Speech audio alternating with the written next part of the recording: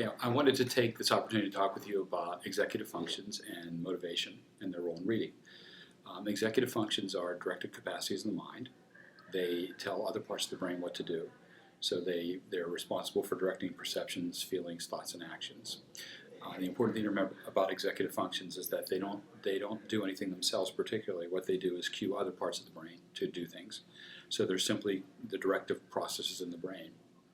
They're involved in reading, as they are with everything else, and they're responsible for self-regulation, and especially during the reading process. So it's important for a child to be able to say words automatically and quickly, but for some students that's a real struggle for them. So executive functions are needed to be able to help individuals who are learning decoding skills to understand and recognize when they need to use those decoding skills and to apply them. So it's one thing to learn the skill and to have it, but it's another to recognize the need to use it when you're reading. So it requires some executive functions for students to, at the word level, to be able to monitor the words they're reading and know whether or not they need to stop and decode and use their decoding skills and then go back to reading as quickly as possible. So all that requires some integration of executive functions or use of executive functions to integrate that process with regular reading. In addition to that, we have to use executive functions to guide the reading comprehension process. So as students are reading the words, if they can read the words quickly and automatically without having to use executive functions to do that part of it, then they have more executive functions available to them to direct the process of understanding the meaning of what the information is saying that you're reading. And so they have the ability then to generate strategies and use them for comprehension. But if you're busy using a lot of your executive functions to read the words off the page, you usually don't have that kind of a capacity available to you. So it becomes pretty critical for you to be able to master those lower level skills and to not have to use your executive functions to do that. They're also used a lot in just sustaining attention for reading in the reading process over a period of time. It's important to understand that executive functions are not responsible for motivation. It's a different part of the brain. So we have an area of the brain called the nucleus accumbens that really is kind of lights up when we're very interested in things that we want to do. So the motivation source comes more from that part of the brain.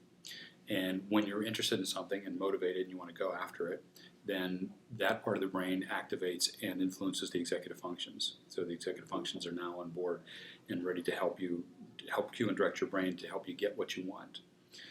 For some children, that's a problem because even though they're motivated and want something, they may not have the executive functions to help them be able to follow through and carry on what they need to do in order to get what they're looking for. So with executive function deficits, it can get pretty frustrating in those situations, even when students are motivated.